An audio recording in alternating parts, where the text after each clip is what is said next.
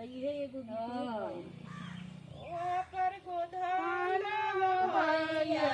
खेले जुआ होता ओकर गोधन भैया खेले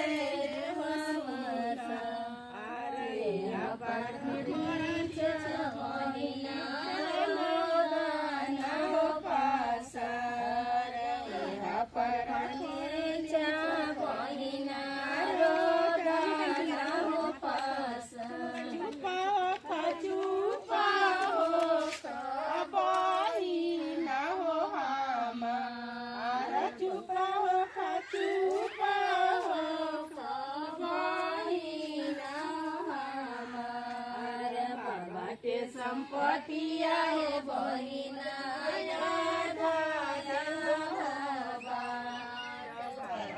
संपत्तिया है बहिना बाबा के संपत्तिया है भैया तोहर के हो बाबा के संपत्तिया बहिना तोहर के हो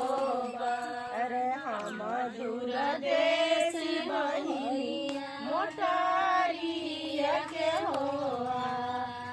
हम दूर देश बहिनिया मोटारिया के हो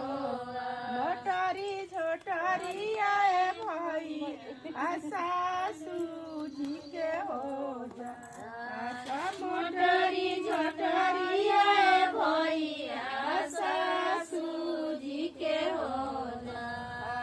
हम दूर देश बहिनी के हो हम दूर देश बहिनिया के हो